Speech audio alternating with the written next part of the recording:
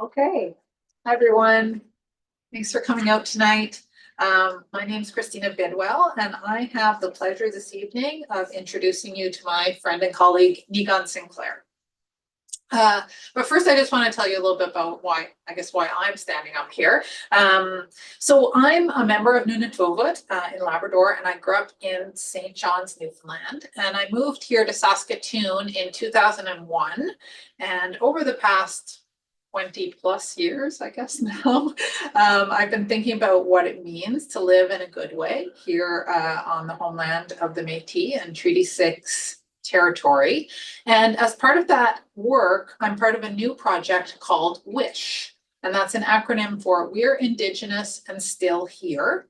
And our subtitle is the Urban Storytelling Reconciliation Network. So WISH brings together writers, scholars, and Indigenous community leaders to create, research, and make more visible the stories of urban Indigenous people in Saskatoon, Prince Albert, and St. John's.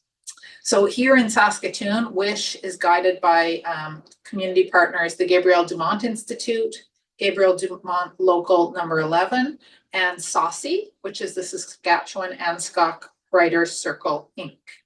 And so the WISH network is so pleased and honored to be hosting Dr. Sinclair here in Saskatoon because his book, Winipek, is such a powerful example of telling urban Indigenous stories to a large and diverse public. So like me, Dr. Sinclair is a professor of Indigenous literatures, and it's in that role that I got to know him many years ago. He's now a full professor in Indigenous Studies at the University of Manitoba, and he was head of that department for quite a few years. He has edited literary and scholarly books such as Manitowoc, Aboriginal Writings from the Land of Water, and Centering Anishinaabe Studies, Understanding the World Through Stories. But at the same time as he has been a scholar and university administrator, he's also engaged in so many other activities. I actually don't know how you do it all, but you do, Niigaan. So Niigaan is Anishinaabe from Little Peguis, St. Peter's First Nation, and is deeply involved as an activist and community worker with the Indigenous community in Winnipeg.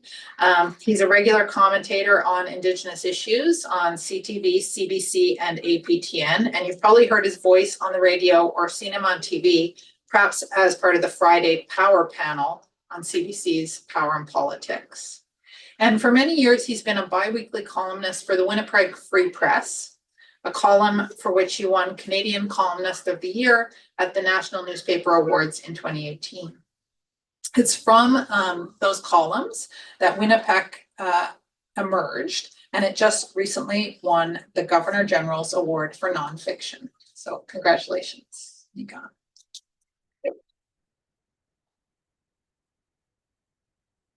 So just to tell you a little bit about the book before Niigaan gets into the details of it, Winnipeg, Visions of Canada from an Indigenous Centre starts with the assertion that Winnipeg is the center of Canada, and not just geographically. It has been, he tells us, the center of Indigenous and non-Indigenous relationships for centuries, but is also key to the future of those relationships. He writes, "What is found in this little prairie city says a lot about the future of the country it resides in." And the story he tells about Winnipeg is rich and layered. And part of what he says is that Winnipeg is not just the name of a city. Winnipeg is an Indigenous word for the ecological system of Lake Winnipeg. And so he tells of centuries of Indigenous history in relation to that system, about current events, about his own family, about the land, the waters, the seasons, elders, youth, sports, politics. And they are stories, sometimes really painful stories, but they're also stories of hope and community and creativity. And so I think it really, I read it as sort of a love story to his home, which is a place of thriving, ongoing Indigenous life. And I think it has a lot to teach us about the ways that we think about our own little prairie city here of Saskatoon. So please join me in warmly welcoming Dr. Niigaan Sinclair.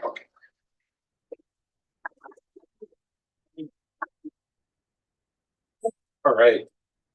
So it's nice to be here. So bonjour and delwe magriduk. Niigaan wevidam nidishtakas namigo shindo demi menwenda momayayan. Bonjour nimishamasak nakomasak mijanagijik iban. It's nice to be here, share with you the language of where I come from, which is Treaty 1, and great to be here in Treaty 6, and of course my Métis relations.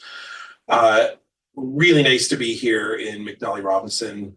Big lover, fan, Chris and everybody that does incredible stuff with McNally Robinson.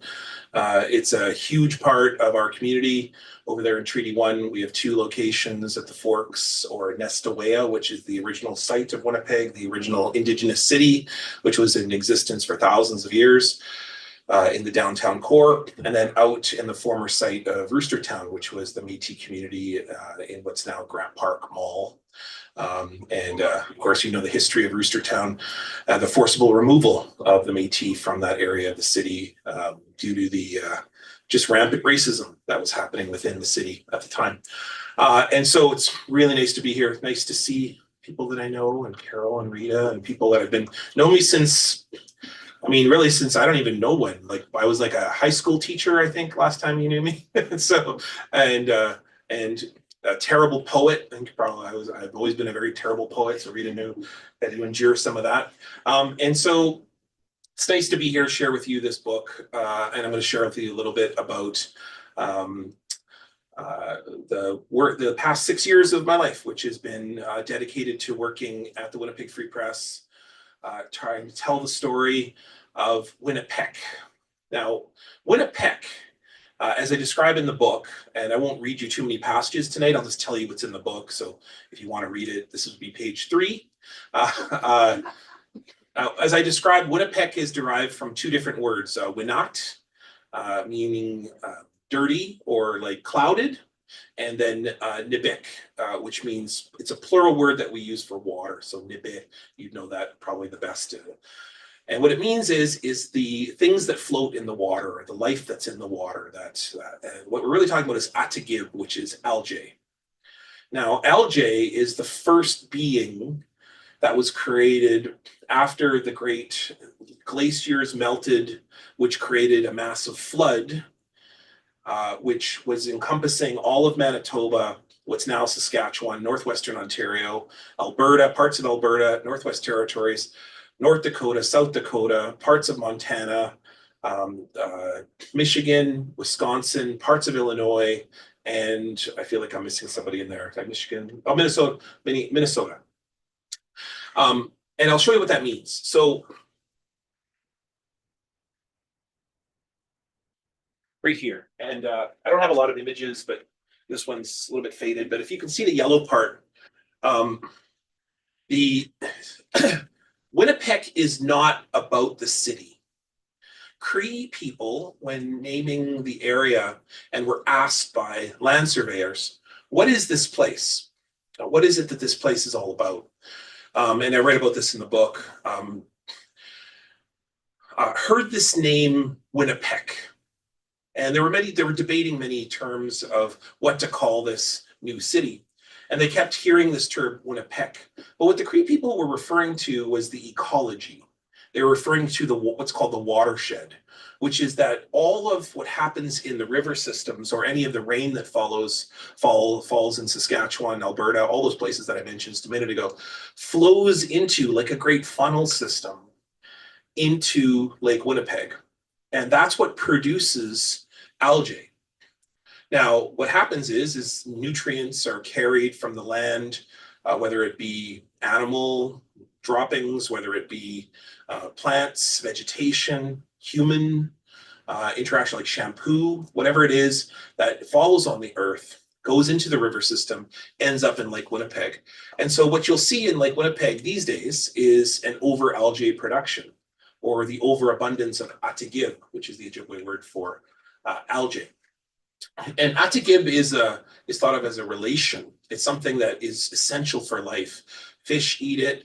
It's necessary for aquatic growth that leads to plants and to trees. And of course, we as humans would have no ability to have relationships with water without the nutrients that are within that water, the freshness of that water, and it's the algae that helps filter that water, particularly in areas like swamps. And so the Atagib is really like the first gift or the first relation that accepted all the other relations, like the fish and the animals, and the plants and the trees. Everything comes from the Atagib. And that's what the Cree people were talking about when they referred to the word Winipek, is they were telling the newcomers that this place is an ecological network that is reciprocal, that is mutually beneficial, and that is dependent on us caring for the land as it cares for us. Now that's a model that I've used to describe what I see happening in the city of Winnipeg, but also in the watershed of Winnipeg. Because in this book, I don't just talk about Winnipeg, I tell stories. In fact, the reason I became a columnist was because of a column that I wrote about Colton Bushy and about the not guilty verdict of Gerald Stanley. I wrote a column about that very passionately, and because Paul Simin, who was the editor of the Winnipeg Free Press, was so impressed with the fact, not that I could write, but that I could meet a deadline, which is really the value of a newspaper person, by the way. It isn't whether you're good, it's when you meet a deadline. And he was so impressed that I could meet a deadline that I got the job as the columnist, the city columnist, which is the second most important role in the newspaper, which is the person that basically goes to city events and then comments on what's happening within the city itself. Formerly Gordon Sinclair, if you know who that is, held that role for the Winnipeg Free Press, and then I follow up Gordon's work. I certainly don't do the same things that Gordon did, but what I've been doing in this is I've been writing a lot about what's been happening within the city. And one of the stories that I start out the book with, which is important, I'm going to go off mic a little bit here, is I talk a little bit about what happened on Canada Day of 2021. So on Canada Day, oh, you have a mic. You are like the John of. So look at it. Wonderful. This is what the Manitoba legislature looks like. So if you've been to Winnipeg, it's very much like the legislature here. It's very palatial, it's very modern, it's very European. It's the center of power in Winnipeg. Now, what you probably can't see is right in the middle of that is a statue of Queen Victoria. Queen Victoria was presided over some of the most aggressive moments in the expansion of the British Empire, which involved the creation of Manitoba with the Manitoba Act in 1870. It also, the Indian Act a few years before that, and of course Confederation a few years before that, or Indian Act just after that, Confederation just before that. And Queen Victoria wasn't all that great for Indigenous peoples, but she did do some really important things like oversee the creation of the country, this incredible country that we have healthcare and multiculturalism, all of these things that then become Canada. She presided over those things too. So it's important to know that she has some very strong legacies that are very positive that we benefited from. But at the same time, for Indigenous peoples, some of the biggest land thefts in history, the onset of the residential school system, some of the biggest brutal thefts of Indigenous territories. Now, to have a monument of Queen Victoria in front of the Manitoba legislature is ironic unto itself. And then I can tell you that there's 84 after this, 84 statues, monuments, plaques at the Manitoba legislature. And everybody is recognized. The suffragettes, how women got the vote, are honored. There's monuments for World War I, World War II, Korean veterans. There's monuments for Louis Riel. There's a big monument in the back that honors the Métis contributions to the creation of Manitoba. There's a monument for Winnie the Pooh. There's a monument for Hiroshima. There's a monument for Ukrainians, for people who have experienced genocide in places like the Philippines. There's even a monument that recognizes the guy that was the inspiration for James Bond, which came from Winnipeg. Do you know who there is not a monument or plaque or statue recognizing? First Nations people. Like, not one. There's 85 of them. There's one for the Métis, but then the other 84, not one mention of First Nations. Occasionally you'll see the mention of the Indians, but that's about it. Well, people, after asking for decades kindly, on Canada Day of 2021, decided to install their own monument, editing Queen Victoria. These were young people who, after asking kindly, nicely, decided to take it upon themselves to install free public art. Didn't cost the taxpayers a dime. What they did was two things: is they put the red handprints on the statue, and they also put an orange flag or a series of orange flags honoring residential school children. Kamloops, the 215 potential unmarked graves at Kamloops had just been uncovered a few weeks before that. And of course, red handprints because of the epidemic of murdered missing Indigenous women and girls in Winnipeg, which, as you know, while other places experience that, Winnipeg has its own very specific kind of epidemic of violence, which is evidenced by women that are in a landfill today, that the province, the police, and other volunteers are searching for right now. Well, not this very, but they were searching out today. There was also something else that the individuals did, the young people did, is they turned Queen Elizabeth's statue face down. And what they did with this, Queen Elizabeth, while her great-grandmother, Queen Victoria, was one of the most aggressive monarchs, Queen Elizabeth was a little bit different. She was the most benevolent. Numerous times Indigenous peoples would come to her and ask for her to intervene during her time as monarch, which was about 1950 to about 2022, before she passed away. She was the longest serving monarch. Second longest was Queen Victoria. And this was a monument that recognized her speech that she gave at the Manitoba Centennial in 1971. And during that speech, she visited 21 First Nations for photo ops for the most part. And in every single First Nation, chiefs, leaders, elders came up to her and said, please do something about our poverty. Please do something about the fact we don't have paved roads. Please do something about the fact that we're under boil water advisories. Our children are dying from suicide epidemics. We're dying from diabetes. Please do something. You have the power of the ear of the Prime Minister, the ear of the Premier. And she did nothing. In fact, she gave a speech about how Manitoba is exactly where it needs to be in 1971. So the individuals who edited the statue also installed this statue. Now, a lot of people got a little uncomfortable, like the Premier of Manitoba, who announced that he was going to arrest all these vandals on Canada Day of 2021.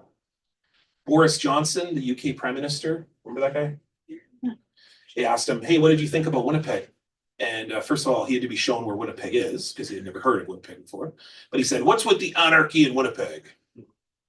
This made the headline news of CNN. Like, people were talking all suddenly about statues in Winnipeg. You think anybody on June 30th, 2021 could tell you what statues were at the Manitoba legislature? Or that anybody cared about statues? No, but on July 1st, everybody cared about statues. Everybody was very upset. Now, little history lesson. Winnipeg is the site of the Winnipeg General Strike of 1919, which is the most important kind of character moment of the city. You know the history of the Winnipeg General Strike? It's, for those of you that don't know that history, it basically goes like this. Mostly British, French, a few Métis, generally some other small immigrant groups rose up against the kind of corporations in Winnipeg that were in existence at that time in 1919. They said, we want fair wages, we want safe working conditions, we want collective bargaining. And the corporate leaders at that time said, well, you're all fired. And what they did is they hired replacement workers. And for 3 days, they, on streetcars, would send the replacement workers through the crowds of striking workers until finally on the fourth day, the union leaders said, this is not going to happen anymore. And they flipped over the streetcar, turned it over, and killed 2 people. Now, the one plus out of that was we got collective bargaining. Workers now have safe places to work. They have contracts. They have wages. But the bottom line is 2 people died out of that. In downtown Winnipeg, in front of the Pantages Playhouse, just near the MTC Theater, the biggest theater in the city, we have this monument that everybody's very proud of. But 2 people died to create that monument. On Canada Day, nobody died. Like, nobody died that day. Here's what happened. People were seen for sometimes the first time, especially murdered missing Indigenous women and girls, especially residential school children, many of whom are still missing in grave sites across the country, many of whom that are in Manitoba, in Saskatchewan, in all of the places of Winipek.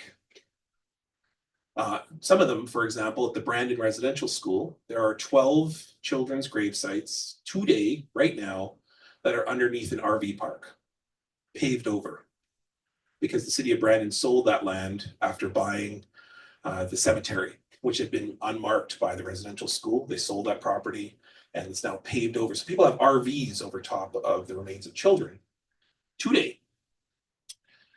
Nobody died here. In fact, I think a lot of people felt seen, heard, and Manitoba had its first installation of First Nations presence contributions to Manitoba. We might want to think a little bit about what is vandalism, what is art, and the question that I ask, which is the opening pages of my book, which is really like, what are the stories that we tell about who we fundamentally are? A lot of people wanted me to condemn the young people, most of whom are about 30 and below, who did this action. I had one guy who wrote me an email who is a very rich philanthropist in Winnipeg, and he said, the subject line was, "Reconciliation is dead." It's like, Niigaan, you have to stand up against these vandals. And I wrote back to this email and to everybody else, welcome to Winnipeg. Because this is what it looks like. It's uncomfortable, and it's something we've never seen before, but this is what happens when democracy works. When citizens ask nicely, for years, for decades, can we recognize the contributions of all peoples, then people will just install it. And nobody died. In fact, a lot of people, it saved a lot of taxpayers' dollars. If you want to know the end story of this, Queen Victoria was reinstalled about 1.5 years later, and it lasted 36 hours before it was re-edited again. Here's my point. Indigenous people are making up the fastest population in the country. I don't have to convince you, you're in Saskatoon, you know this. We're growing about 42.5%. The new numbers have come out for 2021. Yeah, 2021. This is 2006 to 2016. 2021 has come out. We're about the same numbers, about 35% population growth. That means that we're growing about 1/3 every 10 years. So we're like, when I was back in school, we were 800,000. We're now 1.6, 1.5, and then pretty soon 2 million. We're at about 2.1, 2.2 million First Nations, Inuit, Métis peoples. Not here to debate those numbers. I'll just tell you that's what the census tells us. The important thing to know about this is that the Indigenous population is not just about people claiming indigeneity for the first time, because there are some people who are doing that, but it's also about the fact that the best numbers that we have are status Indians. So status Indians are right here, they're the red. Canadians, that's everybody else, are in the blue. The average age of Canadians are between 35 and 59. That's the biggest group of Canadians. The biggest group of First Nation status people, though, 5 to 19. That's my daughter's age right here. This is the largest group of First Nations people, is between the ages of 5 and 19. Second largest group right here, between 35 and 50. I'm 49, by the way, so there I am in that group. My father, who just passed away, Senator Murray Sinclair, Iban, he is 73. So he was a part of a very small community, which is burgeoned and had many children, and is now having more. I tell you that because we see this population growth in these centers, and I don't know if you can see these. See the big red dots? Big red dot, Winnipeg, Saskatoon, Regina, Edmonton, Calgary, Thunder Bay. Those are the biggest red dots in the country. That means young people in those communities are becoming the most present. We see them the most. And I don't have to convince you, you're in Saskatoon. The fact is that you see more Indigenous young people, First Nations, Inuit, Métis than ever before right now. Largest burgeoning group. They're all hitting 5 to 19. And they're probably going to have children. It'll be even more after that. So what I tell to people in Ontario is, sure, Ontario, you don't have a big red dot, but look how many dots they have. They, if population trends continue, will eventually become the size of Thunder Bay in places like London, Guelph, Niagara, Mississauga, places like Durham or Oshawa. This is really important because when we begin to notice what's happening in places like Winnipeg, no doubt you see conflict, like lots of conflict. And so I write about that in the book. I say there is lots of reasons to see conflict. And one of the really annoying things is that Toronto likes to send reporters for a coffee break to these cities like Winnipeg, Saskatoon, and Thunder Bay. They spend a couple days here, and then they either say our city sucks or we're the best. That's usually the way it goes. We're like a darling or a dud. A really significant one happened in 2015, where Maclean's magazine published a cover saying Winnipeg is the most racist city in the galaxy, and Saskatoon was like, yes, Winnipeg sucks. And I was like, we all been to Saskatoon. There's a bit of a racism problem here too. Regina, you're right there too.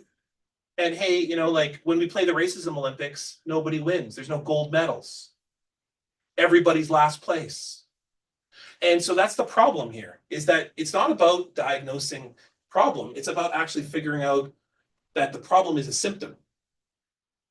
Problem is really the relationship. The relationship is very toxic.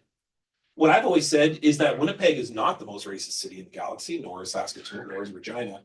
It's that Canada has a racism problem. We just see it most in the urban centers with the largest proportional Indigenous populations. Like Winnipeg, 20% Indigenous, well, 18.5, largest urban population. And oh, by the way, most of them young. So, and one of the interesting things about Manitoba is every time you go about 100 kilometers north, it goes up about 3 to 5%. So pretty soon you're 18.5% Winnipeg. You go to Selkirk, where I grew up, which is about 50 kilometers north of Winnipeg, and suddenly it's 20%. Then you go about 200 kilometers north, where I grew up again, in Asher in Manitoba, a little town in the Manitoba's Interlake. It's like 25%, 23, 25%. And then you go north, you reach Thompson. We're talking like 30, 40%. Churchill, 50%. As you go north, same thing, by the way, as you go south. As you go south, Steinbach, 13, 15%. Go south to Carman, it's 10 to 13%. Like the way, it's very interesting the way it works geographically south to north. But the bottom line of it is every single person in Manitoba and Saskatchewan and Northwestern Ontario lives with, works beside, or is married to an Indigenous person, period. If I took all your family trees and I shook them, an Indigenous person would probably fall out of it. That doesn't make us Indigenous. That doesn't make people Indigenous. What that does is make you having an inherent foundational relationship with Indigenous people. Just like Canada. Like where did multiculturalism come from? Where did democracy come from? Where did this idea that we all put our medicine in a pile, or our money in a pile, and we take care of the most disenfranchised first? Like Tommy Douglas did not invent healthcare. Maybe he like made it into a policy, but like who came up with the idea that we think of the community first, that we share the medicines, that we gain? If we bag a moose, if you're in a Cree community, you bag a moose, you don't bring it back and then throw it in the freezer. You make sure that you get the hind, you get the leg, you get the heart, you get the moose nose, it's the best part, by the way. You get the tongue. Because if you don't share, then you are seen as a selfish person, that you are ostracized, you are not valued in the community, certainly not a leader. And that's called healthcare, everybody. That's where healthcare comes from. Healthcare comes from an Indigenous idea. Same thing with multiculturalism. We bring your culture, we recognize it, we say it's okay. Like, do you think multiculturalism was invented by people who were leading holy wars against people from other languages and cultures and religions? No. Multiculturalism and is Indigenous idea. Same thing with democracy. Same thing with free speech. Very popular when I tell the Freedom Convoy that. That's an Indigenous idea. The idea that we sit in a circle, everybody gets to share it, to have a say. And that's what characterizes our lives. Every single one of you. So that's what I talk about. And in this book, I wrote about 80 columns about my experience living, growing up in the watershed of Winipek, in all the different stories. And I'm going to read you a little piece in just a minute, but I'll tell you one story. This is what Winipek looks like. I grew up in a little town called Asher, Manitoba. So there's Asher, Manitoba was a retirement community in the middle of the Interlake. I read about this in the book. There's about 300 people there. It's surrounded by mostly farm families who then put their families or their parents or their grandparents or their aunties, uncles into the senior home in Asher. That's where the population of 300 people come from. But the farm families tend to support the town. But there's also 4 First Nations that are serviced by the town. So there's Fisher River, there's Peguis, there's Broken Head, and Fairford.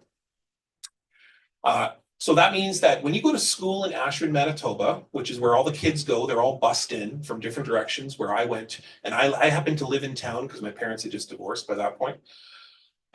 You go to Asher Central School in grade 6, and 50% of the class is, so it's 35 kids, 17 kids were from First Nations, 4 First Nations, 17 kids were farm kids. Now, it comes to very interesting moments, like Mrs. Richter was our teacher, and she decided that she was going to put on what she did every year, which was a Christmas pageant. Remember those? Where we show the manger, Mary and Joseph, and the 3 kings, and then, I don't know, someplace the goat, maybe the cow, right? And then, so all the kids in school were very excited because who was going to be Mary and Joseph and the 3 kings? Now, I tried out, didn't make it.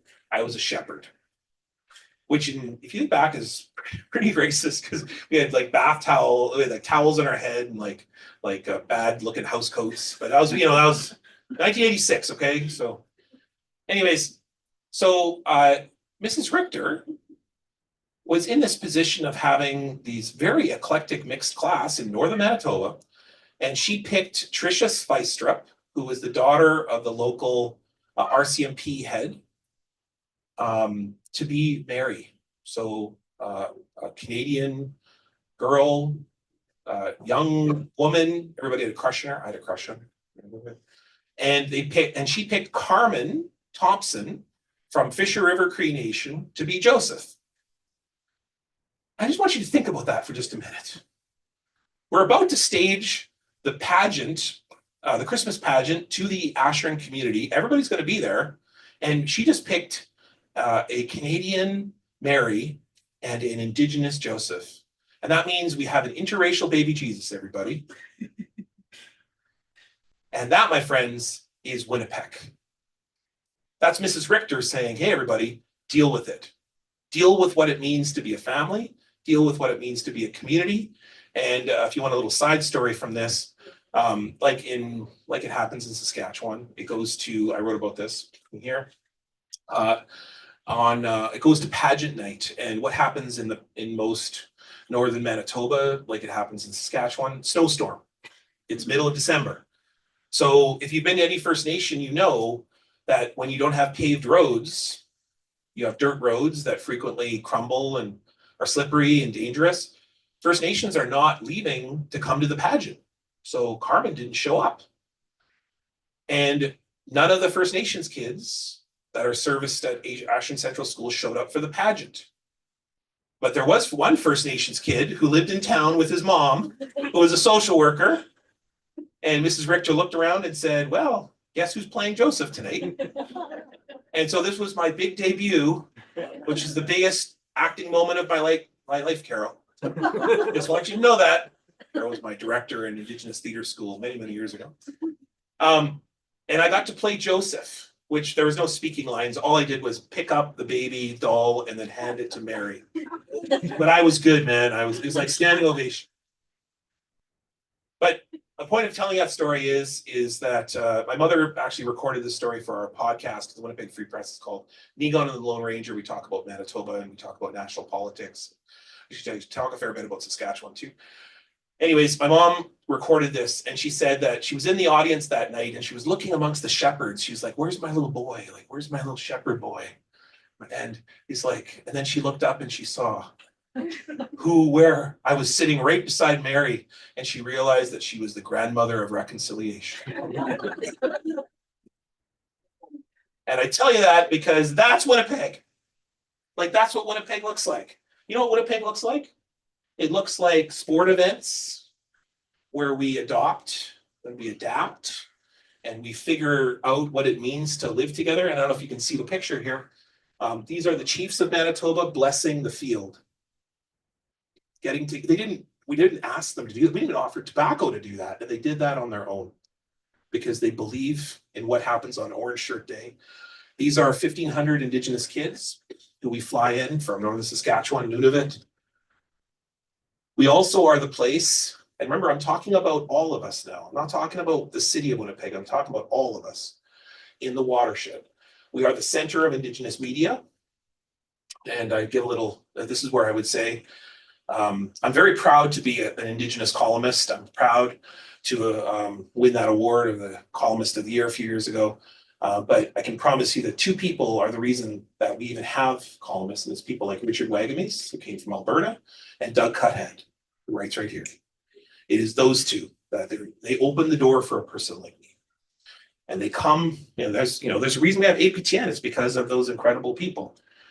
Public art, and I write about that here, the installation of public art. Or I also write about the fact that in our province, at the moment, you cannot be the premier and say racist things about Indigenous people. You just can't. This guy frequently said racist things about Indigenous people. One of the things that he said was, Brian Pallister, is he said that when Indigenous peoples get the vaccine, Manitobans go to the back of the line, which is inherent, very racist. And not only the fact that it's wrong, he also said that when settlers came to Canada, they only meant good things, which is just a historically inaccurate thing. Of course, they meant to have a good life, but they also displaced people, or they inherited displaced lands. Brian Pallister was removed by his own party. Like, his own party voted to remove him. This wasn't a democratic Manitobans removed. The Conservative Party of Manitoba removed him because they knew that they would never win with him. Heather Stephenson ran an election campaign where she would refuse to search the landfill for Indigenous women remains, female remains, and people voted her out. And this is where I say something special is happening in Winnipeg. Like, something unique is happening. I'm going to read you a little piece from the book here.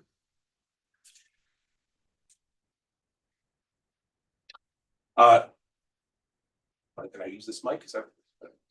Oh, you're going to switch up? Okay, perfect. If one wants to witness the level of change happening in Winnipeg, drive by an elementary school playground on the National Day of Truth and Reconciliation. There for all to see are hundreds of kids from all races playing, arguing, and working together, united in orange. They are recognizing the day created in 2013 to honor the experiences of residential school survivors, in particular Phyllis Webstat, a Shwepmuk woman who had her shirt her grandmother bought for her when she left for school taken away upon her arrival. They are, however, doing more. Dressed in orange by parents who want children to know that relationships with Indigenous peoples are important, these children are receiving some of the best and most inclusive and complete education in history. Thanks to brave teachers, most Canadian children are learning about residential schools, treaties, and the complicated relationships shared by Canada and Indigenous peoples. This is an opportunity few had in school. Most, including me, still carry the residue of the racism we were taught or the deafening silence that guided us to ignorance or entitlement. Winnipeg, however, is becoming increasingly different. This place is different from when I was young, and it's impossible to ignore it. In 2022, for the National Day of Truth and Reconciliation, I worked with teachers from a southern Manitoba Hutterite colony. They asked for a workshop on Indigenous education so they could answer the questions Hutterite children have about their connections to Indigenous communities. Some told me they appreciated the ways Indigenous communities wanted autonomy from Canadian society and agreed that self-sufficiency is the key to linguistic and cultural survival. I left that day with 4 jars of jam, a basket full of vegetables, and a frozen chicken. I recommend anybody to speak on a Hutterite colony. It's the best honorarium ever. That day, I also spent time with architects, lawyers, nonprofit leaders, and community volunteers talking about Manitoba's demographics. I reminded all of them that 20% of the population is Indigenous, and simply to be competitive, they have to hire and create workplaces welcoming to Indigenous employees. I trained new immigrants on how they are treating people. I talked with a millionaire about $1 million donation he'll make to land-based programs so Indigenous and non-Indigenous children can work together. I visited with Indigenous residents of a tent city on the Red River and discussed how they can find free food and resources just down the street. I wrote about this day in a column, the piece that you're hearing right now, in fact. Anyone who reads my work knows I've never said our community is perfect or even close to it, but readers do know I am frank and often uncomfortably blunt. So with all the bluntness I can muster, I say something special is happening in this place. In 2021, on the day citizens edited statutes of Manitoba legislature, 10,000 orange-clad citizens of Winnipeg walked from the Forks to St. John's Park for a powwow. There was a sunrise ceremony at the Wigwam at the Forks. There was an unveiling of a monument at the Assiniboia Residential School on Academy Avenue. In 2022, 1 year later, citizens walked and installed monuments again and did even more. The Winnipeg Blue Bombers and the Saskatchewan Roughriders, who played each other that evening, wore orange warm-up jerseys. I helped the team organize the events surrounding the game. On those jerseys, Blue Bombers have been translated into Ojibwe, which sounds like Ga Ajawashko Bashkade Wisake Wat, which means they are blue and making explosions. Saskatchewan's jerseys were in Cree. Both sets were auctioned off to raise money for Indigenous children in sport. The Bombers wore an Indigenized logo on their helmets, and a big orange W was painted on the field.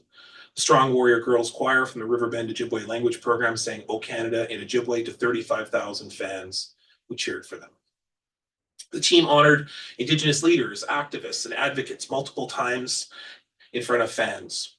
More than 1,000 Indigenous children and residential school survivors were escorted to the game from as far away as northern Manitoba, Saskatchewan, Alberta, and Nunavut.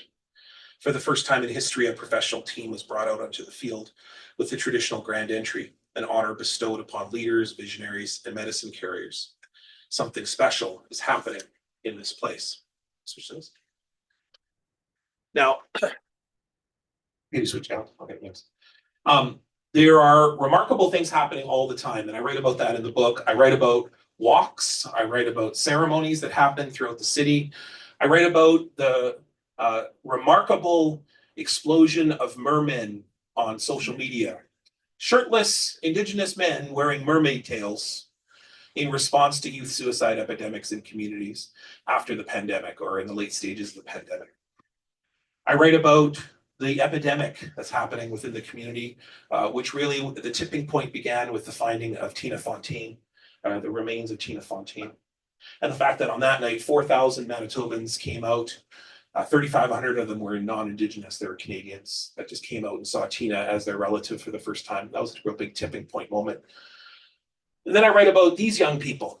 So one of the columns I write in the section at the end, and I divide this up into kind of 4 quarters of the year.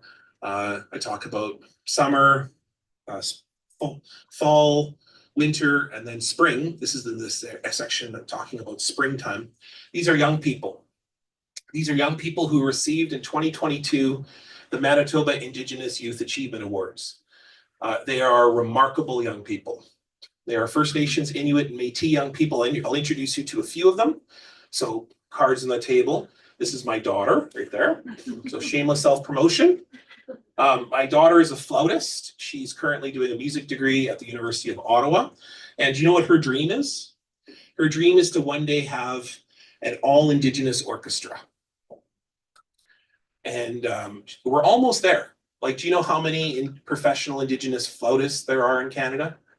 Like, who are able to make money enough that they can live off their music? 5 of them. It's 5 of them. Sarah hopes to become the 6th. She hopes to get a music degree. She wants to work in music therapy. But she's not the only person who's amazing. This is Trishelle Bunn. She is the captain of the University of Manitoba women's hockey team. And she's now the youth chief for the Southern Chiefs organization. She was just speaking at the United Nations just the other day. She's 18 years old. Well, she's 18 now. She was 16 in that picture. This right here, this is Miota. Here's why you should care about Miota. I talk about this. And how much does it cost to medevac a woman from a First Nation on average to a city to deliver a child? Because child rearing is banned for the most part in First Nations because they don't have much nursing stations.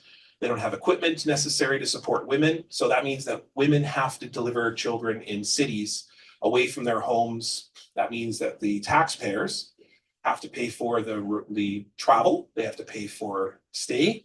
And they also pay, of course, for the healthcare system overall. Like what's the average cost? Anywhere between $70,000 and $80,000 on average. That's for taxpayers, all of us, you, me, all of us. You know why you want to support Miota, who's right now at the university, McMaster University in Hamilton, Ontario. She's studying she's at one of the only midwifery programs in the country. She wants to bring midwifery back to First Nations. And it's extremely successful. In fact, Sarah, my daughter, was the first baby born on Opaskwayak Cree Nation in 60 years. Because women fought their own chief and council, they fought the local RCMP, and they fought the local doctors at the hospital nearby to say that we can do this. We can bring that tradition back to our community. So Miota is starting a revolution. That's why you want to stand with her. Because she'll actually save us all a whole bunch of money too. That's the side effect of that. This is Tecumseh. Tecumseh teaches young people in his community how to skin, and particularly young people how to service elders in their community, how to feed them, because groceries in northern communities extremely expensive and meat is the most expensive. But if you can harvest a deer and young people can do it for the local elders, the problem of course is that you can't, they won't certify wild game. But if a young person skins it, does it properly, brings it to the community, you cure things like diabetes, you create healthy lives for people in the community, and you create a livelihood for young people. That's why Tecumseh is doing it. This is also Daryl over here. Daryl's a Taekwondo black belt who's teaching young people in the child welfare system to get black belts as well. Not only to protect themselves, but also for empowerment to deal with anxiety and mental health. All of these young people in this picture are 16 or 17.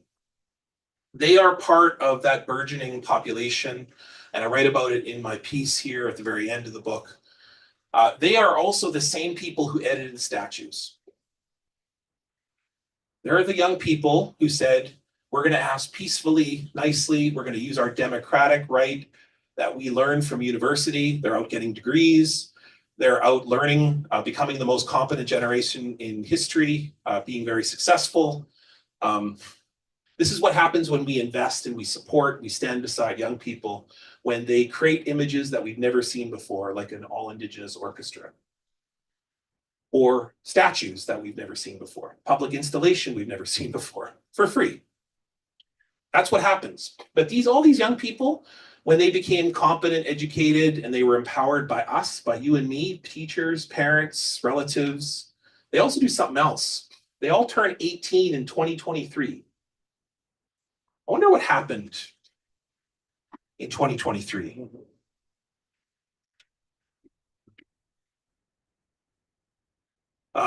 This guy became the first First Nations premier of a Canadian province in history.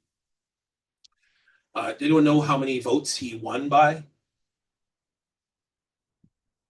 He won about 7 ridings and about 20,000 votes. In 2023, people like Sarah, Miota, Tecumseh, Trishelle, there was 26,000 of them turned 18. Now you do the math. And remember that when these young people give us visions that we've never seen before, that's what Winipek is all about. Because they learn from people like Mrs. Richter. who said, deal with it. Like, what does it mean to be a part of these communities? What does it mean to be a part of life in this place? And that's what I end the book on, talking about how do we create positive, integrated, invested relationships with each other. And we do it with the center of love, with the center of hope, and with the center of the land, the ecology, the atagib guiding us. So that's what this book is all about. I hope that you enjoy it. I hope that you like it. I would just give a few more other kudos before I end off for tonight. All the pictures that you see in the book, and there's about 30 pictures or so in the book, those are from Free Press photographers who very generously worked with me to help to build this book. So people like Ruth Bonneville, people like Phil Hosick. These are award-winning, national award-winning photographers that did and let their photos appear in the book. But the big panoramas, which are like that, are created by an artist named Dan Harper, who does drone photography, and he worked with me and donated the photographs for this book that we then therefore were able to see these beautiful pictures, like right here of Winipek. Oh, like on right here. Oh, right there. Okay, so I'll go back to this mic here. So yeah, so I hope that you enjoy that. Miigwech for coming for tonight. I'm happy to answer any questions or talk a little bit about the book. I think Kristina has a question or two, but I also hope that you enjoy your night here at McNally Robinson. Please buy, please buy, please buy. This book, or get 5 others if you on your way out. So. And Niigaan will be consigned your book there. Yeah, I can sign some books over here if you want. And if you want, and I would also add that a lot of people always want me to sign my dad's book because I was the ghostwriter, one of 2 ghostwriters for that book. If you'd like me to sign my dad's book, I'm happy to do that too. I see that it's like #1 here or something, #1 bestseller. So way to go, Dad. I know Dad passed away in November, so it's still very fresh for all of us in our family. But we all wish well, and I know that he meant a lot to a lot of people. So, but you want to do a few questions before we end off? Yeah. Maybe I could give one just for kick. Oh, sorry. Yeah. Hang on, I was just. Sure. Yeah. I just wanted to maybe stretch your point about the math of that election that elected Wab Kinew. I was struck by Tuxedo, the wealthiest jurisdiction in Manitoba, who also elected an NDP. So yeah, that was a by-election, but okay, yeah. But still, I think those 18-year-olds, and I would include you and your dad, are also convincing a lot more than each other to vote for. Oh, 100%. I don't think that, because if you think about that 26,000 people, I'm not actually talking about their votes. I'm actually talking about their teachers. I'm talking about their friends. I'm talking about, I'll tell you one story. So Sarah comes to me, she goes to River Heights School, which is a fairly affluent area of the city near the bookstore. And she says, hey, Daddy, I want to dance jingle dress at the opening ceremonies in grade 9. And I said, well, that's a terrible idea. Don't do that. And she goes, come on, Daddy, why not? And I said, well, I'm proud of you, but I don't want you to do something that I think would be unsafe, because in my generation, that would have been very unsafe to wear your indigeneity and really talk about it openly. People would mock you. People might touch your jingles. And I said to her, and some of the people that said some of the most racist things to me, they're not bad people, but they said some pretty tough things. Those were teachers and administrators. So I'm worried about you. I'm worried about you dancing at jingle dress. And she goes, well, Daddy, I can't, because I said I would do it. And I said, well, who asked you? She said, my friends. I said, well, what if something happens? She goes, oh, my friends will get them. That's who I'm talking about. Because the 26,000 young people who voted in that change, I think they were, some of them voted conservative or liberal or whoever they voted for, but they're participating. And most importantly, I think that election was really about Manitobans choosing a future that involved Indigenous peoples in some way, especially with the search the landfill issue. So 100%, I agree. But I actually think it's the school divisions that nominated them in that picture were as pivotal as the young people that turned 18. Well, I think of my daughter who graduated and had an Indigenous girl do her valedictorian speech because she was graduating from Kelvin. Oh yeah, that was my daughter. Yeah, my daughter was valedictorian. Proud papa moment there. So, yeah, go ahead, Doctor.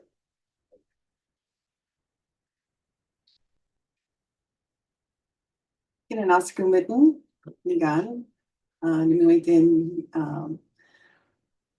Kakyo, Kigwe, E Masanai, Gaya. So I just want to say thank you for, and what you've written and what you've shared today was wonderful, good, great. I just want to share for you, for here in this audience, one of the points that was made about taxpayers. And so in 2015, Indian and Northern Affairs Canada, that's how they were known then, sued 5 First Nations for not complying with Bill C-27, the Transparency Act. And under oath in discovery, the Deputy Minister Scott Stevenson at the time vehemently denied that any monies given to First Nations through the Indian Act is taxpayers' money or taxpayers' dollars. Vehemently denied under oath. So when he was questioned in court, why does Canada transfer $6 billion to First Nations, 634 First Nations across the lands? Is it because they're benevolent? Or is it because there's another reason? And Scott Stevenson refused to answer that question. He says, I am not in a position to answer that question. But what the lawyer was after, for him to say under oath, is that the federal government pays through to the Treasury Board to First Nations because of treaty. And Scott Stevenson refused to answer that question. And so I want to use this opportunity to instruct the people in this room that no taxpayers' money is ever used by First Nations. The money that comes to our peoples each year is because of treaties. And initially, everything that we shared in terms of what is known as resources that comes from the land, 50% was to come to us. And for the longest time, it was kept in what is called Indian trusts. Trust. And in Great Britain, and before Canada became 1867, they petitioned the British government that took care of those funds to transfer those Indian trusts over here, and they would look after them for us. And that's how they became our trustee. So from day one, because we share the land, no taxpayer money goes to pay for anything that's First Nation.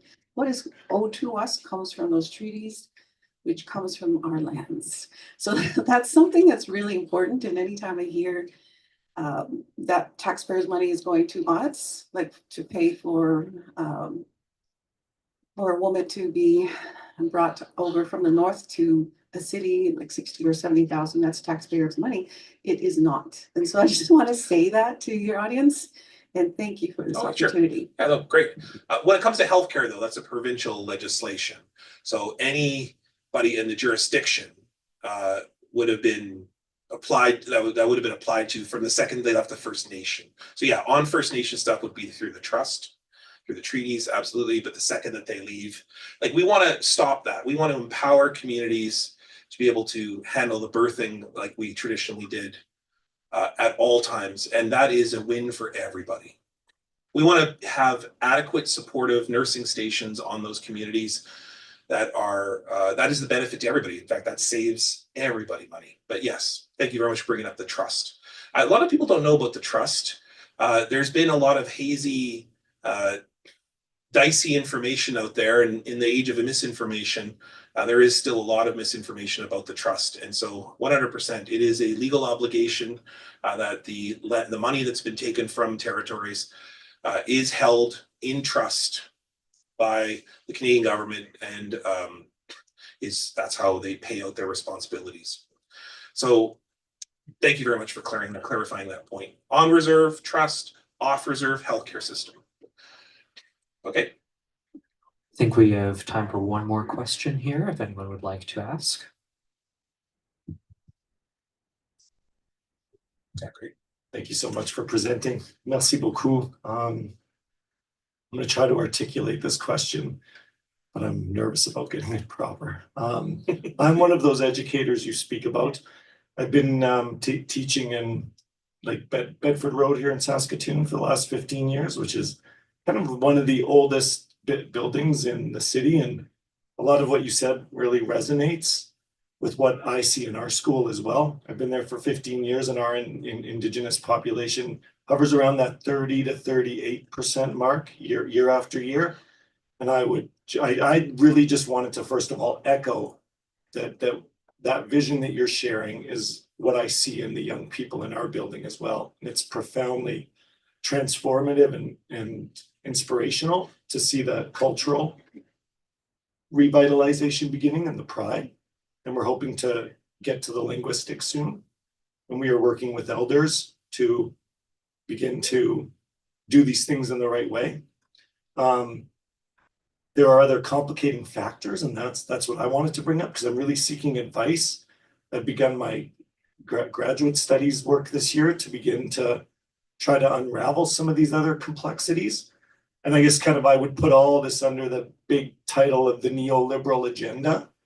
And so what I see in my building, we also have these very elite academic programs that draw students from all over the world. And I don't know if people are aware, but there was that story published this week around Saskatoon being the #1 job market in the country. So we have this massive influx as well of new Canadians coming into our building. And they are here largely to seek a better life, I suppose. But that better life comes under this sort of definition of here, obtain the degree, exit, pursue a better future, without that reciprocity and without that relationality, without that sense of what it means to be a treaty citizen. And so I guess I'm sort of trying to ask, how is it that you would encourage us educators to find those next steps? Because I think as we do see our Indigenous population rise and rise back up, my concern is that we are rising up still under the umbrella of whiteness, still under this sort of, right, this Eurocentric conception of what it means to have a happy, healthy life, which I think is really like coerced into this kind of neoliberal agenda. And we see what's going on in the US. We see Pierre Poilievre coming, and it doesn't feel like those forces are slowing down in some ways. I don't mean to be so doom and gloom, but there's that side to it that I'm very concerned with. So I wonder what advice you might have for an educator who's trying to navigate that. Okay, so you got 38 questions there. So, Yeah, it's a but lot. I'll deal with 3 of them. Okay, so out of the 38 that you threw there, which is great. I mean, what I told the students today, always remember one central fact is that, and if you want to pick Stephen Harper as some example, because it's in the history that we all know of. Stephen Harper, good, bad, great, ugly, however you voted. I'm not here to tell you that it was good, bad, great, ugly. I'm just telling you it was a very aggressive agenda, particularly involving the extraction of Indigenous lands, and for the most part without Indigenous consent. And that was what led to Idle No More, the largest social action movement based in peace, kindness, and generosity in Canadian history since the Civil Rights Movement. Let me just say that again. Without Stephen Harper, you don't get the uniting of First Nations, Inuit, and Métis, mostly young people, who said, we believe in each other and we're going to stand with each other and dance in a mall and show this country what peace, justice, and harmony actually looks like, what multiculturalism looks like, what kindness or free speech looks like. And we're going to do that in a peaceful way, like making statues. We're going to do that. Nobody's going to get killed during this. We're going to do this in a way that we're going to show this country that there's a bit different path. I was having breakfast this morning with Charlie Clark, so a good friend of mine, your former mayor. I can tell you this, that Charlie reminded me of something. He said, do you know who was the mayors by the time Stephen Harper finished his 9 years in office? Let me tell you, it is Charlie Clark, it is Naheed Nenshi, it is Don Iveson in Edmonton, and Brian Bowman in Winnipeg. Those are all very center-left progressive mayors. So here's my point. My point is that when it feels overwhelming, like the world's on fire, that we have this huge force, this big orange beast coming into office down south, remember that there is, like, we have agency, and we've proven it time and time. And if there's anything Indigenous peoples will prove to you every single day, twice on Sunday, that was intended there, is that we have agency, and we've always proven we have agency. That resistance is real, and revitalization, but I can tell you that it is extremely tiring, and the thing that I know about activists, having been an activist myself for many years, is that it's very lonely standing alone in front of the police, in front of institutions. It's very alone to not have people who are willing to have the bravery to stand with you. And I think that teachers are brave. Like, they're one of the bravest people in the world, because every time you talk about Indigenous education in a school, you're called a troublemaker. You're like, why aren't you happy? Why do you got to always be asking for us to be working in different kinds of classrooms, or sitting in a circle, or talking about languages that isn't English and French? So you get penalized as a teacher. In fact, this is what my lecture is like. I'm going to the University of Regina tomorrow giving this lecture. So that teachers are punished for doing the right thing. Can I say that is changing substantially? Yes, Like, because of allyship. It really is. Because of brave parents that are now supporting teachers. And you know why those parents are more accountable? It's because their kids are coming home and talking about it at dinner time. It's like a cycle.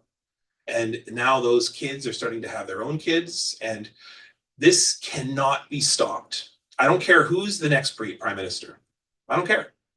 Because you cannot stop what's happening in Saskatchewan, Manitoba, Northwestern Ontario. You can't stop it now.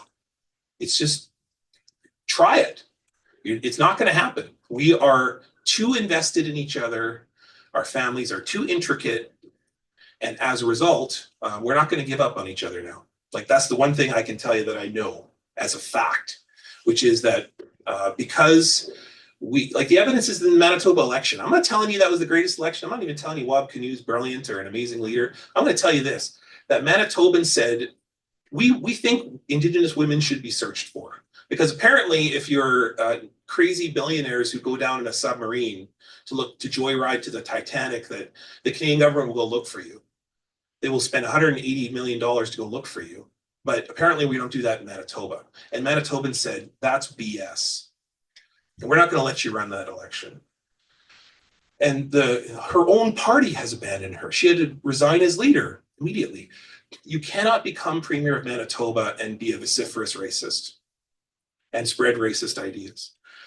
I hope that gives you some hope, in that, remember, like one thing about Anishinaabe, and one thing that I'm invested in my father, just to bless all the things that he gave to us. But the one thing that, if there's anything that you remember about my dad, it's that he believed when very few people believed in anything.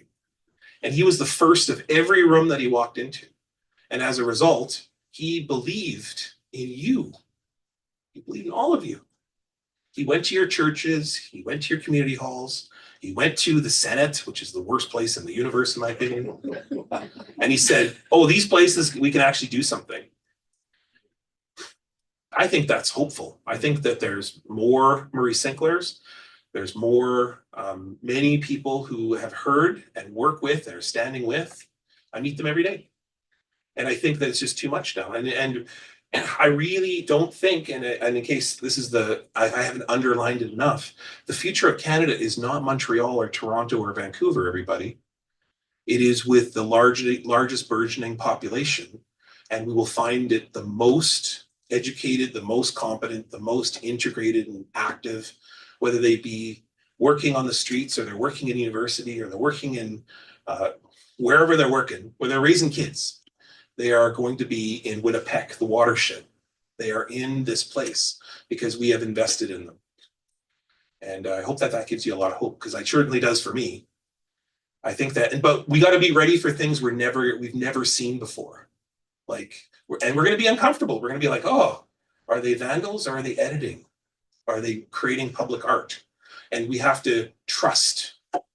So that school that you're talking about, I'm going to guarantee that those 38% of kids, they're creating things never been seen before, but the kids that are standing beside them are witnessing that and helping and standing beside them.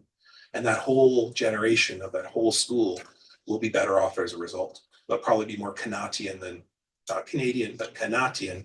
They'll be more Canadian, the word that means the Iroquois, which means village, than any Canadians in history. That comes from this place. Okay, so Niigaan, thank you very much. Please join me in. Thank you, Niigaan, for, I think, I just want to say such a message of hope, and that this idea that, you know, we dwell in these spaces together, these schools, these cities, Winnipeg, Saskatoon, we're here together and we have work to do, right? And I just want to thank Niigaan for giving us a real vision of what that work can look like. So it's very uplifting. Thank you. Okay, so happy to sign if you want, or hang out. Happy to talk to you. Just